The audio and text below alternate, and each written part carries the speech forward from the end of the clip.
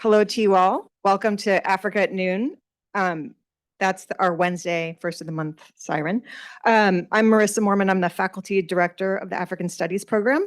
And before I introduce the person who organized today's talk and will introduce today's speaker, I want to just bring your attention to the fact that next week in this time slot, which is Africa at Noon, we're going to be meeting at the Chazen Museum for a tour of the show Insistent Presence. And we'll have that tour with the chief curator of the Chazen, Catherine Alkauskas.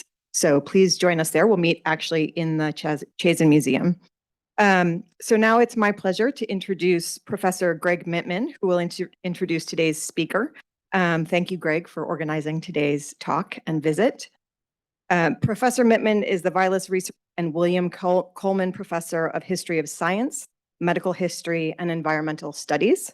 And as if that weren't enough, he's also at the Rachel Carson Center in Munich. Is that right? And we're lucky to have him here with us. He's the author most recently of Empire of Rubber, which is a history and a book about the legacy of the Firestone plantations in Liberia.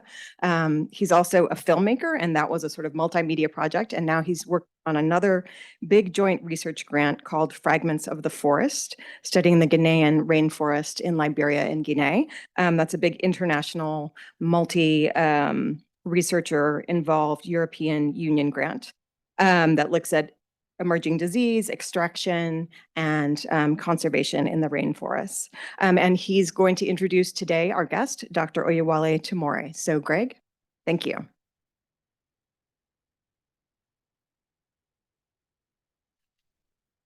Thanks so much, Marissa. It's nice to be here at Africa at Noon.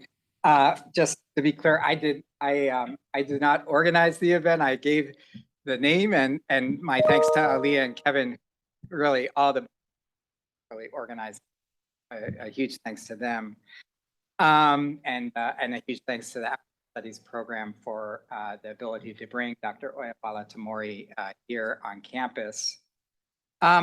I first had the privilege of meeting Dr. Tomori virtually during the height of the COVID pandemic, when I was invited to take part in discussions led by a group of African health practitioners who had been involved in the 2014 Ebola outbreak in Liberia to advocate for equitable vaccine access to middle-income countries, with a particular focus on West Africa. It included folks from the West African Health Plus. And Dr. Tomori was part of the conversation, and I greatly came to admire his outspoken advocacy for the decolonization of vaccine production in Africa. Later, monkeypox in Europe and the US in the fall of 2022, and Western countries stopped up vaccine supplies, leaving Dr. Tomori told ER the well, I that stands for what?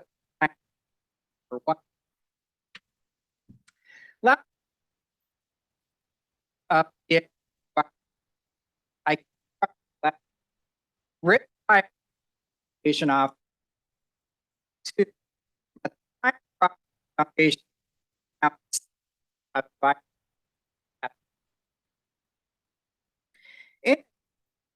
he wrote and work to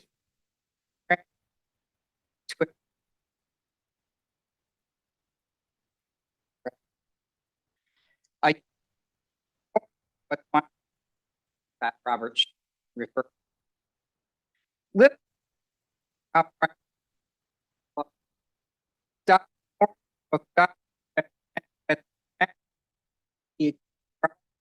and what and with for research. 3 days later, He was appointed head of the Department of Virology, which became an important center of research on hemorrhagic fever, including Ebola and yellow fever. From 1994 to 2004, he was a virologist of African region, establishing the African Regional Polio Laboratory Network. In 2002, he received the Nigerian National Award of Merit, the country's highest award for academic and intellectual attainment and development. Vice Chancellor of the Redeemers University in Nigeria, 2004-2011, Dr. Tomori authored or co-authored over 150 publications over the course of his career. An international member of the U.S. National Academy of Medicine, board chair, Biovaccines Nigeria Limited, senior fellow, Scowcroft Institute, and member of the Global Virus Project Leadership Board. Dr. Tomori continues to be an active, influential leader on matters pertaining to global health, viral infectious diseases, and vaccine access and production. And yet, despite numerous honors and accomplishments, he is a person of utmost integrity and humility, as I learned firsthand on a visit to him during my first account with the police. So please join me.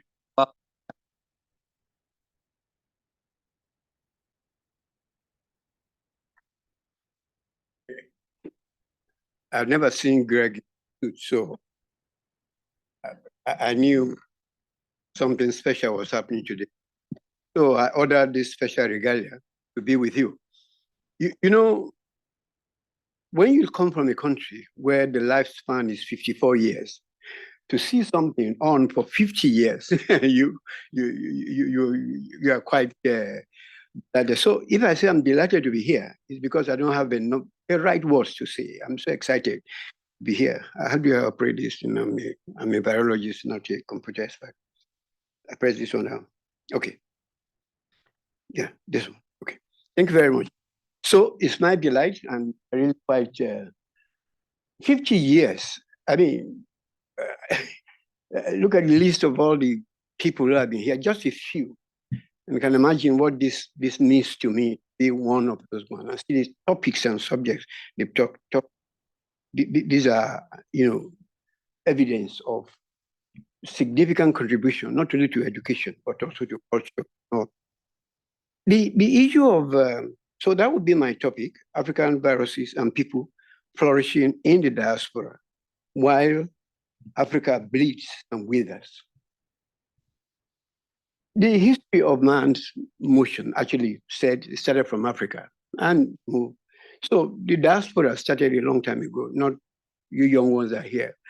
My ancestors moved from Africa and they populated the entire world. I'm going to try and make it as this is a short way of making with the timing of all the time when people move from one part of the world to the other. The slave trade came. And one thing, this is one of the first time I'm seeing this type of thing. And what it shows to me, it looks like an evisceration of my gut out of the gut of Africa. That's what the slave trade was all about. It took out the essence of the African. And when they got here, they did not prosper. They withered because of the situation around that moment. Quite different from the situation you're finding today. And then that time it wasn't the voluntary movement, it was an involuntary. Again, slave trade came with it some virus. And I think I'm going to focus on the yellow fever, which is the one that they came with. A question occurred to me, mosquitoes couldn't have survived. But now science has told us that the egg actually harbors the virus and it can remain dry for years. All you need to get into water the next day where it arrives, and the mosquito comes up and the virus comes up. And that's probably what happened during all those trips when mosquitoes laid the egg after feeding on the African. The egg dried up was until they got here. When they got in the water, the flies grew up. The mosquitoes grew up. Viruses came. Sorry, this is not moving. Oh, it's moving. Sorry. So the virus came and people got infected. And there was a huge yellow fever outbreak in different parts of America with thousands of people died. A lot of the Africans who came probably will have been protected because they were exposed to the virus before that time. So the death was actually in people who came in contact with us for the first time.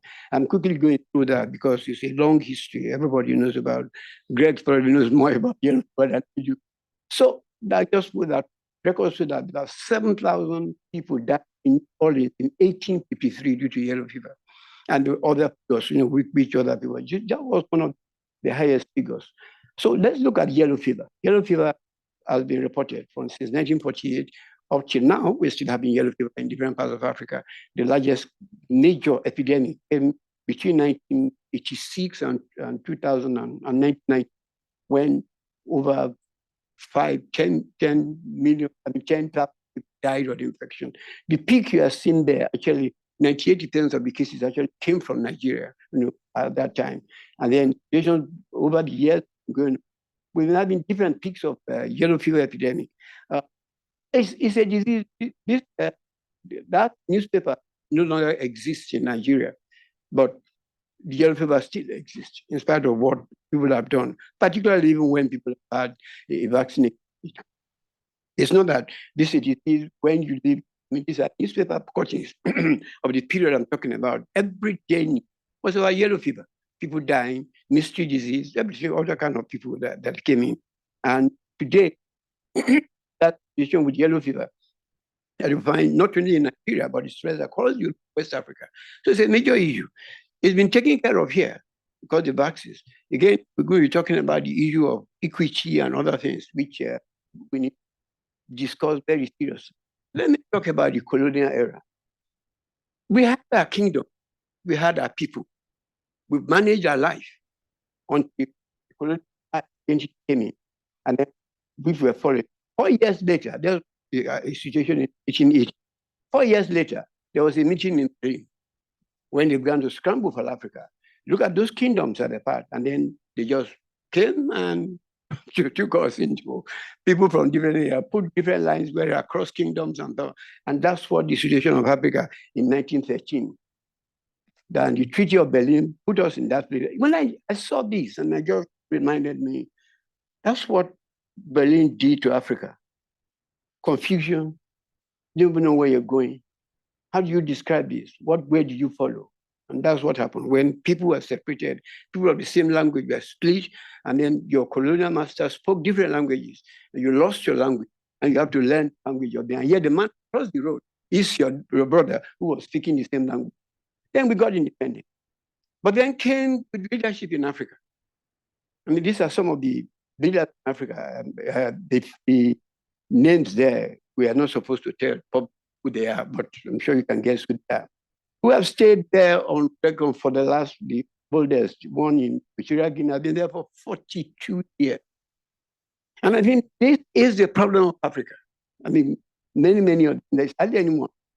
Tradition, Yadema and his people, his son followed, and they've been there since the country got independence. It has been the same family ruling. Sometimes I look at Ebola, and I think some of our African leaders are even worse than Ebola of the dangers they do to us. And look at it, in country, virtually every country you have one Ebola leader, who is causing more problems than the disease is causing in different places. And, let me, I can say this with confidence. Yeah, I did not say that when I get it. But then outbreaks. The WHO reports outbreaks almost every week in this situation. So you can pick the picture in 1973 when you started and come on in 2023. It's the same picture. You see, I mean, look at that one. All the difference, you can't find anything. But actually, these are situations of outbreaks at different weeks of the year of what is happening in the African region. Because of that, we have lost we can't even take care of our own situation. And so back to call our leaders to come and tell us what to do with that problem. And that's some of the problem, that you begin to see that they come into. Look at that, tell me what direction he's going. That's the leadership we have in Africa. Always a problem because we didn't know what direction. And therefore that becomes a problem. So the overwhelming body of leadership actually crushes us. And I think these are some of the things. And I'm saying that, and you look at that picture and wonder, what is he talking about? The bird is flying is the ordinary African trying to escape from his environment. But the government is after him. That's the fox. So there's no escape for you. And that's the kind of situation we are. So let's look at Africa. It's not that Africa is poor. It's because, look at it.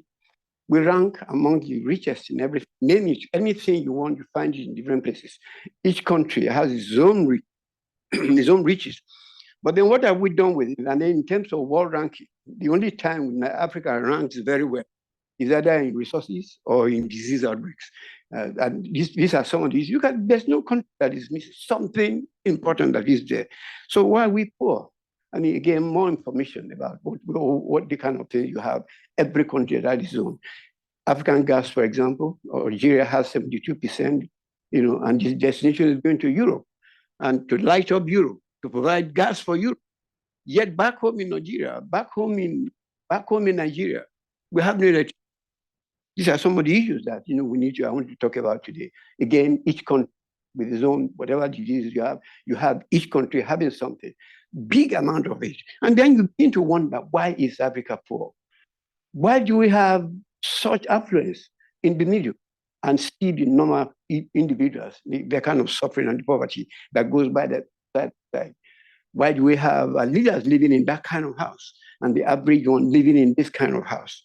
Why do we see, what really do we do with our resources? Where do the resources we have in Africa, where do they go? They're untapped, they're unused, they're underutilized. We add no value to them. We loot them, we steal them, and we waste them. And that's what happens to us. On the other side, people say Africa's resources go out. Actually, the picture on this side is actually oil field in Nigeria. The big pipe is the official pipe. The other ones coming out are people tapping into the oil, taking the oil. So you begin to see that we blame others, but we are equally involved in this situation. So how much of money goes out of Africa in different forms, like going in one different form or the other? We are responsible. You are responsible because Switzerland sanctions us for it, but then money we still go to the Swiss bank. And we can begin to see the paradox of what we are talking about. 190 billion of Africa in different parts, different countries are responsible. But more importantly, again, how much of that comes back to Africa? Of the 192 million that we have, we have 33 billion coming back, into the African region. I put that out on the other side and the inflow on this side. That's what we get. We give out one that story. That inflow, which is what comes in from a tribe, whatever, 133 billion, and what gets out in one form of the 192. So that we don't have money in Africa, which is the way we use what we have.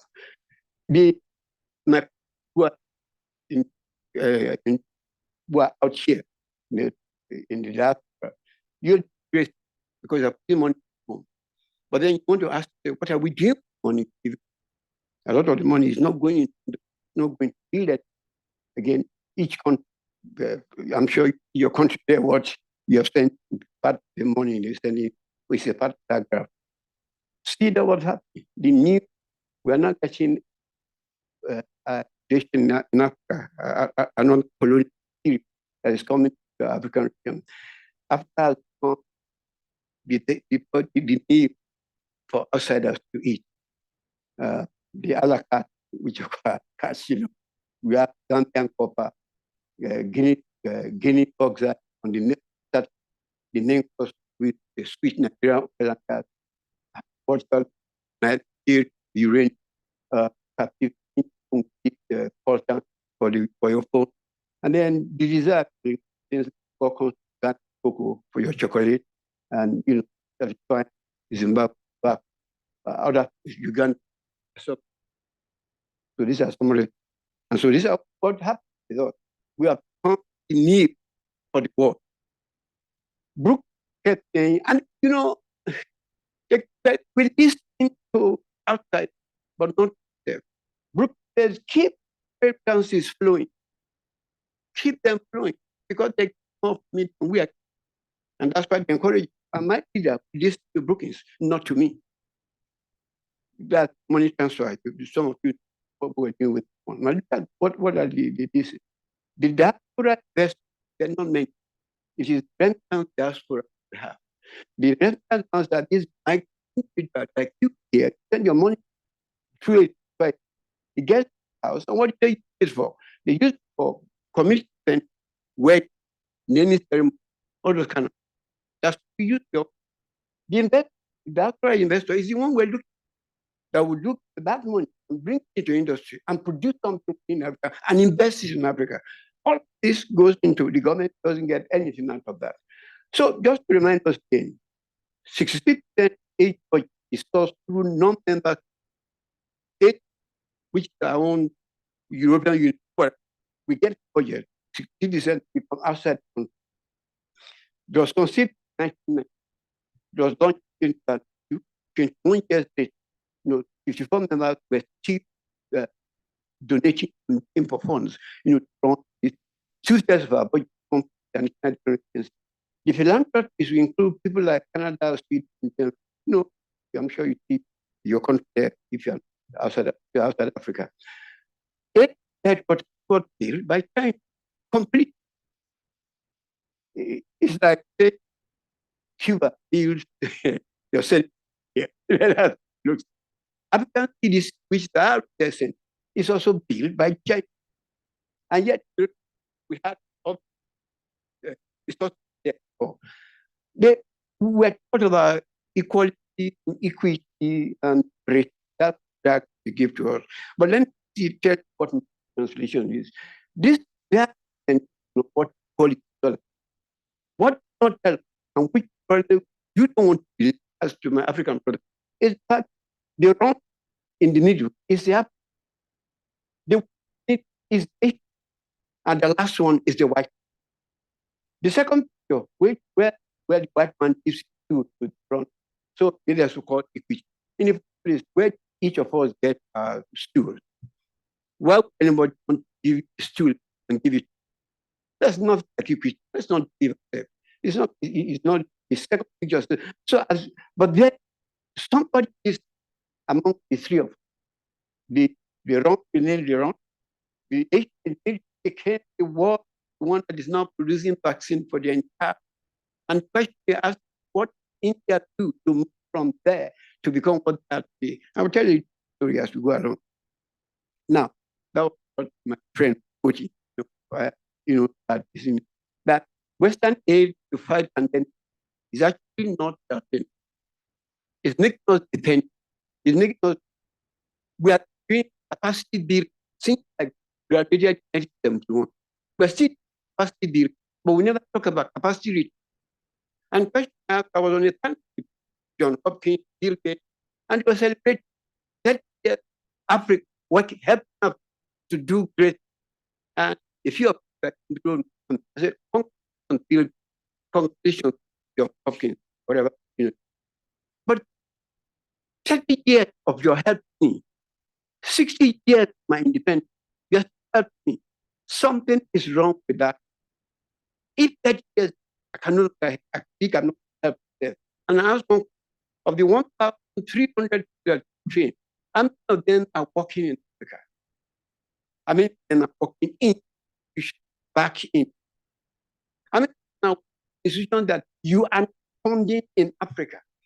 So I can go, actually, for your people and for yourself. And that's what I said with Greg. I would take, and I know what good we give ourselves the people stand for what. But when COVID came, when monkeypox came, I knew W was not world. W was white health organization. And that's the situation we have. Africa has a wrong notion of equity. I mean, let's come back. Even away from the Bible. Remember, God created us equal, but he chose the Jews as his anointed. That's not equity. I'm not querying God, but I'm telling you that there's no equity. There's never anything like equity. Let's don't deceive ourselves. We have united with all child the power of vote, and it became better. So we had that world best democracies. 5 countries have bet the rest of us have vote, and the bet on our vote is that let's move. So for fight, we cannot bet for equity. We fight for equity, not physical, but use the resources that we have. Those on top, those which I told you. When it comes to the equity negotiating table, when you bring your rock, you get God. When you bring up that table, you get nothing, and that was COVID. But then there's a good example of COVID. You don't COVID came. Africa accused the West of so much. And I'm like, let's revert it. Some of Africa were well dying of COVID. And some of Africa had back, and one of the people were dying. Will you give zero vaccine? Of course, very dead. So that, and when that were hot, at the time of vaccine came, nobody knew going to work. It for action is identified. It can outside the street. If one work on what that's the question asking ourselves, instead of so we need to get our politicians, private sector, all you come back because let's get from this country back to where you talk Africa from outside Africa. It's not within. The principle of saying that come back, you are getting your country is not so much with a bit of good talk, we can talk to Africa around. And people come and borrow because we have this. We must prove down doctor. We must look down if we see what are they going to get what you're offering. It is the question that so self-reliance must not beg for aid and crumbs. Aid more than recipient, even the gift but more than recipient receiver.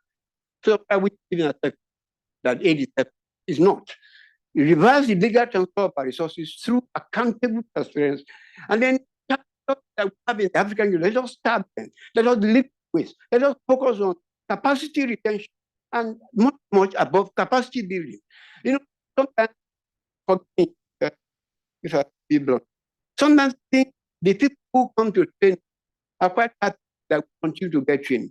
It's a place that is for years of training. I mean, I got trained. My children are getting trained. My grandchildren will get trained. What is happening? Because the most trained must stay in the country. So it needs to train. And that's the kind of situation. You see, create that and make that made the people that stay at home to the work. And that's what we do. We must check that and reverse brain drain. A lot of times, the people that are moving back is not because those who are risking that going across.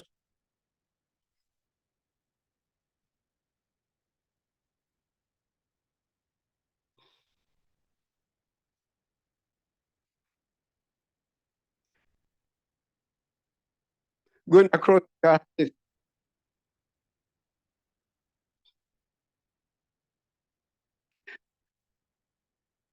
to go and drown in the military is because back at you. If they can take all something must be back at you. And instead of a lead coming, let us do something. Instead of talking and let something is done. We wait from to call leaders from to solve the problem. So something is wrong somewhere. We must work for good and leadership. The road to where we're going, that's what you have to pass through that. And I think so. I thank you very much.